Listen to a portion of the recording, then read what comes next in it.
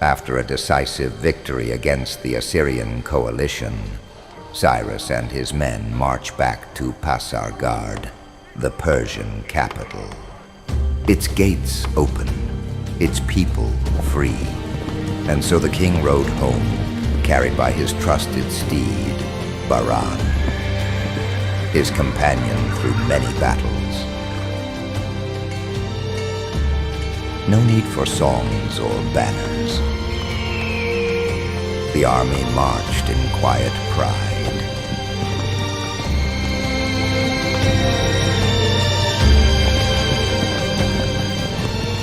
Commander Ardashir.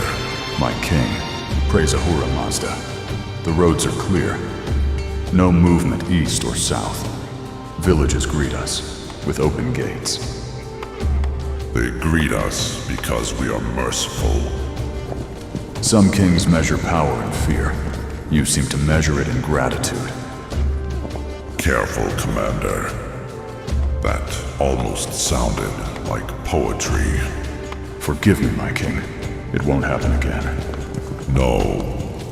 Say it again. Never give silence to wisdom.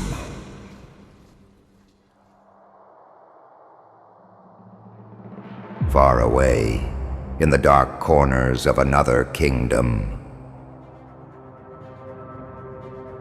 Croesus of Lydia climbed the sacred steps to Delphi. He sought the great oracle of the land to ask whether this was his moment to strike Cyrus. He came to hear what he already believed. The smoke rose. The words came. If you cross the river, a great empire shall fall. And Croesus, he smiled, because no man hears a warning when he thinks it is a promise.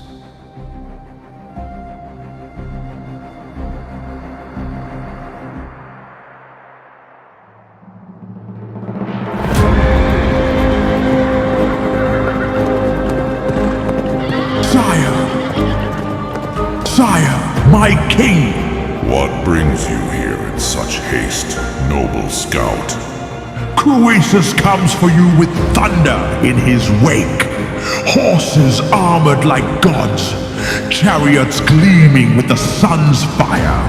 He brings giants from the west and mercenaries drunk on coin. I rode here as fast as I could. Let them bring the weight of the world upon us. We bait the charge. Cyrus stood at the war table. Where others saw defeat, he saw design. They would not meet Croesus head-on. The camels would ride first, packs soaked in pitch, torches in their wake, a wall of fire and smoke to blind the Lydian cavalry. Their horses would panic, their lines would break. Then, when chaos took root, the immortals would strike the flanks. The king himself would drive the wedge through the heart of their army, into the mouth of the beast.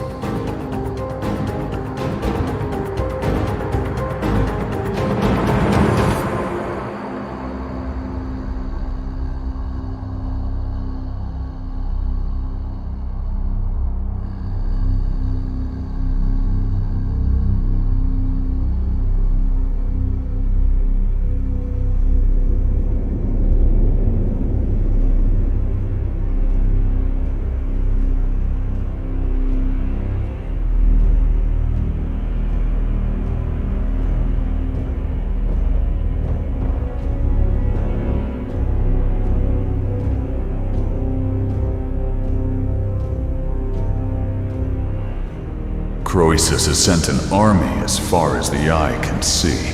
What he brings in numbers, he lacks in strategy. Set the camels ablaze. The plan was underway. A wall of fire rode across the plain, swallowing the vanguard of Lydia. Horse and man screamed alike, and in their blindness, the immortals came.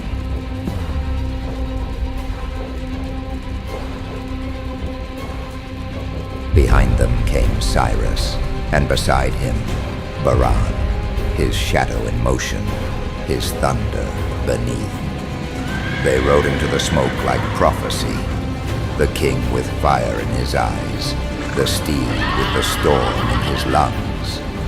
Behind them, the immortals cut through the enemy like ink through parchment. The wedge drove deep. The Lydian line cracked.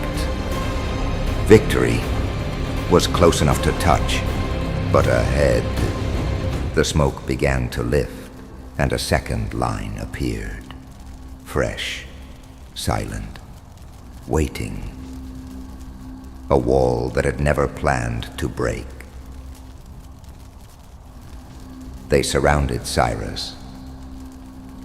Baran gave out a thunderous neigh in defiance, and then suddenly, Baran fell first, his body pierced, his heart failing, and with him, the last breath of momentum died. Cyrus was next, but then a hero. He saw the king fall, and he did not hesitate. Ardashir, commander of the Persian cavalry. Through ash, through smoke, through the broken bodies of friend and foe, he rode not for glory, not for vengeance, but because the king still breathed. My life for you, my king. He remembered the man who spoke not of conquest, but of duty. And in that memory, his blade found purpose. And so, he rammed his horse straight into the circle of men. He swiftly dismounted the steed and handed the reins to Cyrus.